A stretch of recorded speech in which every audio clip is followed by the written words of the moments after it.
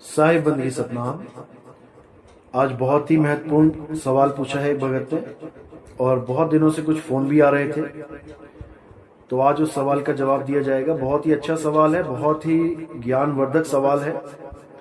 तो प्रश्न ये है कि कई लोगों को पिछले जन्म को देखने के लिए, पिछले जन्म को जानने के लिए बहुत सी संस्थाएं काम कर रही हैं, वहां जाना चाहिए या नहीं जाना चाहिए? क्योंकि YouTube में भरा पड़ा है, पिछले जन्म के बारे में जाने, हमारे पास आए 5,000 10,000 रुपया लूट के लोगों को भ्रम में डाल देते हैं कि तुम फलाना थे, तुम फलाना थे। तो जैसे किसी को पिछले जन्म का याद आ जाता है, चाहे ना भी किसी के पास गया हो, वैसे ही कोई घटना घटी और उसको याद आ गया कि मैं पिछले जन्म में कोई राजा महाराजा था, या मैं कोई बहुत बड़ा डिक्टेटर था, या मैं कोई बहुत बड़ा ज्ञानी पंडित था। अगर ये सब याद आ जाता है तो हमारे लिए ये अच्छा है या हमारे लिए घातक है? तो इस सवाल का जवाब मांगा गया है। इसका जवाब आपको जरूर दिया जाएगा, लेकिन आपको ध्यान से समझना होगा। तो सबसे पहले तो ये समझ लो कि हम जिसकी कैद में हैं उसका नाम है काल निरंजन। वही मन है। मन की हम कैद में हैं, मन के हम जाल में फंसे हुए हैं। और हमें फंसाया किस जाल में है?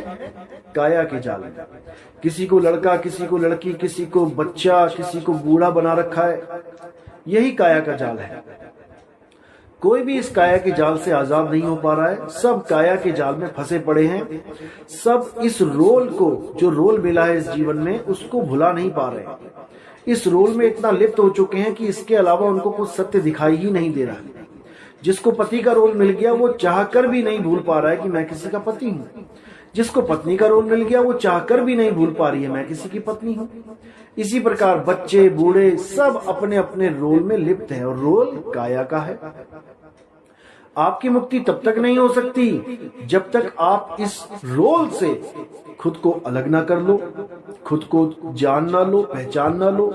फिर ये रोल केवल एक खेल मात्र रह जाता है कि हाँ ठीक है, मुझे आदमी बना दिया लेकिन मैं आदमी नहीं हूं भाई। हाँ ठीक है, मुझे औरत बना दिया लेकिन मैं औरत नहीं हूं भाई। मैं आदमी, औरत, मैं नपुंसक, इन तीनों में से मैं कुछ नहीं हूं। मैं एक शुद्ध चैतन्य स्वरूप आत्मा हूं।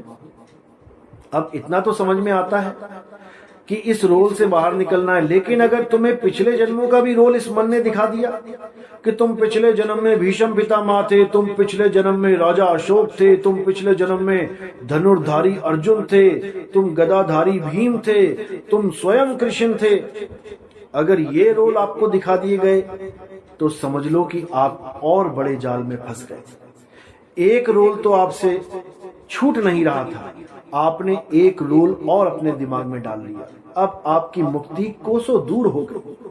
अब भूल जाना कि तुम्हारी मुक्ति हो पाएगी, बल्कि तुम एक नहीं दो जालों में फंस गए। इसको ड्यूल पर्सनैलिटी डिसऑर्डर कहा जाता है। ये एक मानसिक रोग है। ऐसे पुरुष जो अपने आप को कोई पिछले जन्मों का कोई नेता, कोई पिछले जन्मों का कोई महान सम्राट समझने लग जाते हैं, ये सब मानसिक रोगी हैं। और ये इतने जबरदस्त मानसिक रोगी हैं कि ये अपने आप को समझ ही लेते हैं। एक तो होता है भ्रम कि चलो भ्रम हो गया, भ्रम टूट भी जाएगा, लेकिन ये तो मान ही लेते हैं। तो ये उस जाल में फंस जाते हैं जहां से अब कोई माई का लाल इनको नहीं निकाल सकता। और अगर इनको कोई निकालने की कोशिश करे कि ये सब छोड़, ये सब माया का जाल है, तो वो उसको अपना दुश्मन मान बैठे, तो समझ लो कि उन्होंने अपने खुद के हाथों से अपने पैर पे कुल्हाड़ी मार ली। अब उनको कोई नहीं बचा सकता, क्योंकि मरीज डॉक्टर को ही अपना दुश्मन समझने लगे, केवल इसलिए कि वो कड़वी दवाई खिला रहा है, कि वो इंजेक्शन लगा रहा है। डॉक्टर को ही अपना दुश्मन मानने लगे तो उस मरीज का कुछ नहीं हो सकता। वो बीमार होके मरेगा ही मरेगा। इसी प्रकार जो लोग इस जाल में फंस जाते हैं कि मैं पिछले जन्मों में बहुत बड़ा सम्राट था, मैं ये था, मैं वो था, उन पर हमें दया करनी चाहिए। उनको महान नहीं मानना चाहिए कि बहुत महानता वाली बात है। उस पर तो काल ने डबल जाल बिछा दिया। अरे जिन माँ बाप बेटा बेटी को छोड़ के कोई अपने पेट की खातिर दिहाड़ी करता है किसी शहर में जाके, अपने बच्चों के लिए पैसा कमा रहा है, अपने माँ बाप के लिए, अपनी बीवी के लिए पैसा कमा रहा है। अरे ये रोल तो वो भुला नहीं सकता। अभी उसे कोई कहे कि इस रोल को छोड़, कोई तेरी माँ नहीं, कोई तेरा बच्चा नहीं, छोड़ ये नौकरी, जाने दे उनको, परमात्मा उनको खुद पाल लेगा, तो यकीन करना उनकी टांगे कांप जाएंगी। इस रोल से निकलना कोई बच्चों का खेल नहीं है, बहुत मुश्किल है। और इस रोल को निभाते निभाते, इसमें फंसे फंसे एक और रोल को अपने ऊपर लाद लेना, ये महामूर्खता है। और अगर ऐसा कोई भी मूर्ख आपको दिखाई देता है, खासकर हमारे पंथ में, तो उस मूर्ख राज का नंबर और उसका जो बात हुई है, वीडियो रिकॉर्डिंग, कोई भी ऑडियो रिकॉर्डिंग, मुझे जरूर भेजो, ताकि ऐसे वायरस को हम अपने पंथ से दूर कर सके। क्योंकि ये वायरस ही होते हैं, ये खुद भी मानसिक रोगी होते हैं और दूसरों को भी मानसिक रोग का बीमार बना देते हैं। यानी कि इन लोगों से बिल्कुल दूरी बना के रखें। ये लोग बिल्कुल भी आपके लायक नहीं है, बल्कि इन पे तरस करें, तरस खाएं इन लोगों पे, और इनको सलाह दें कि जा भाई अपने किसी डॉक्टर को दिखा, किसी मानसिक रोगी विशेषज्ञ को दिखा, ताकि तुम्हारे दिमाग का इलाज हो सके और तुम्हारे ऊपर ये जो भरम भूत पड़ गया है, ये काल भगवान ने जो दूसरा जाल डाल दिया है, इसको तुम हटा सको और मुक्ति को प्राप्त कर सको। तो ऐसे लोगों के बारे में मुझे जरूर बताएं और इनकी बातों पे बिल्कुल विश्वास ना करें, क्योंकि अगर इनकी बातों पे विश्वास कर लिया, समझो तुमने भी बीज डाल दिया। अब तुम उसको महान समझ रहे हो, अगर उसको महान समझ रहे हो तो इसका मतलब तुम उसके जाल में फंस गए। याद रखना इस बात को, बिल्कुल नहीं फंसना है किसी के जाल में। अरे यहाँ कई सम्राट बड़े बड़े धुरंधर आए, मिट्टी में मिला दिए उस काल भगवान ने। किसी सम्राट को, किसी भी राजा महाराजा को महान नहीं मानना है।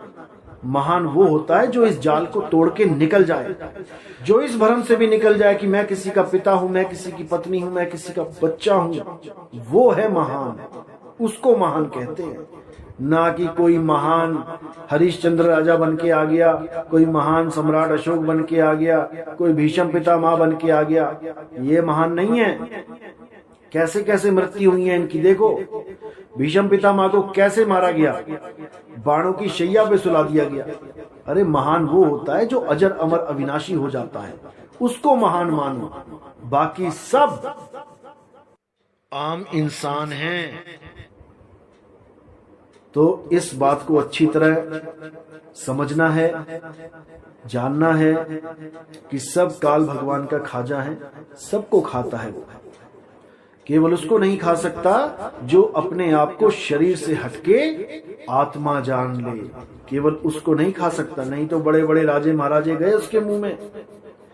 तो इसलिए बहुत जरूरी है ऐसे लोगों से सावधान रहें। और अगर कोई भी ऐसा आपको दिखाई देता है या सुनाई देता है तो उससे दूरी बनाएं और मुझे जरूर इन्फॉर्म करें। संतों ने तो पिछले जन्मों के बारे में यहां तक बताया कि अगर आपको नहीं याद है तब भी याद करवा देते हैं। कौन से जन्म याद करवाए उन्होंने?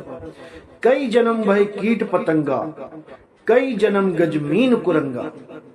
तो उन्होंने बताया कि कई जन्म कीड़े मकोड़े, कई जन्म कुत्ता बिल्ली हाथी सांप बिच्छू बनने के बाद ये जन्म मिला है भाई इंसान का। इस इंसानी जन्म में तुम अपने आप को आत्मा स्वरूप करके जान लो, पहचान लो। अगर तुम शरीर रूप में इस जन्म में इस शरीर को त्यागोगे तो तुम्हें शरीर ही मिलेगा। इस काया को त्यागते वक्त जैसा तुम्हारा भाव होता है तुम्हें वैसा ही स्थान मिलता है। इसीलिए बोला अंत मता सोगता। तो अपने आप को शरीर मान के नहीं त्यागना है। और अगर कोई अपने आप को महान राजा समझ बैठा है या महान कोई नेता समझ बैठा है, वो तो और बंधन में आ गया। उसके लिए तो 184 के दरवाजे खुल गए, उसको तो कोई बचाने वाला ही पैदा नहीं हो सकता।